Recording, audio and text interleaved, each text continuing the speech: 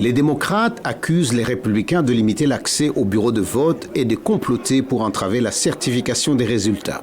Les républicains soupçonnent les agents du Parti démocrate de trafiquer les bulletins de vote des électeurs absents, de manipuler les machines à voter et de maintenir les électeurs inéligibles sur les listes. Le candidat républicain, l'ancien président Donald Trump, fait objet de poursuites pénales pour avoir tenté d'annuler sa défaite électorale de 2020. Je pensais que l'élection était une élection truquée, une élection volée. La candidate du Parti démocrate, la vice-présidente Kamala Harris, accuse Trump de saper la confiance des élections alors qu'elle s'engage à défendre les principes américains fondamentaux.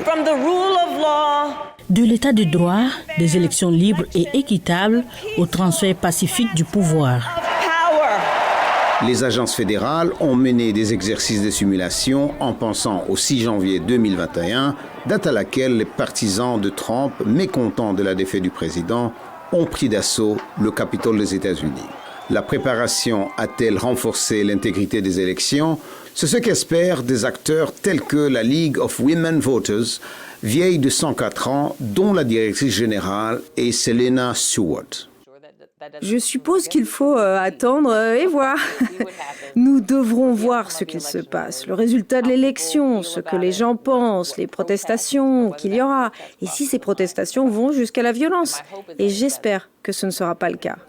Jusqu'à présent, cette année, le système a bien résisté, selon le président de la Commission fédérale d'assistance électorale, Ben Hovland.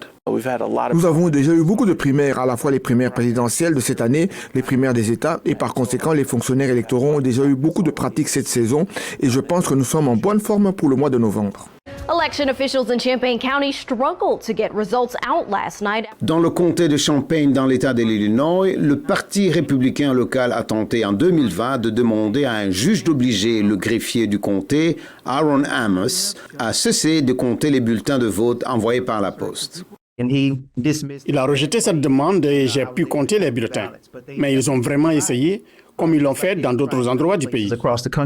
Selon Aaron Amos, les menaces, l'intimidation et les poursuites judiciaires ont poussé de nombreux fonctionnaires électoraux et bénévoles à démissionner dans tout le pays. Cela ne rend pas service et c'est vraiment décourageant pour les personnes qui font ce travail si nous ne recevons pas le soutien dont nous avons manifestement besoin pour être en première ligne de la démocratie. Il est important d'inviter les candidats, les responsables des partis et le public à observer le fonctionnement du système, selon le directeur des élections du comté de St. Louis, Missouri, Eric Fay. L'ouverture des bulletins de vote par correspondance, le dépouillement des bulletins, le test de l'équipement de vote, le recomptage manuel, l'audit après l'élection, tout cela est observable publiquement. Les dirigeants républicains du Sénat veulent faire passer une loi qui obligerait les personnes qui s'inscrivent pour voter à fournir une preuve de leur citoyenneté. La plupart des démocrates ici au Capitole soutiennent que la loi interdit déjà aux non-citoyens de voter aux élections fédérales et qu'il n'y a aucune preuve pour étayer les affirmations selon lesquelles les immigrés clandestins en grand nombre votent.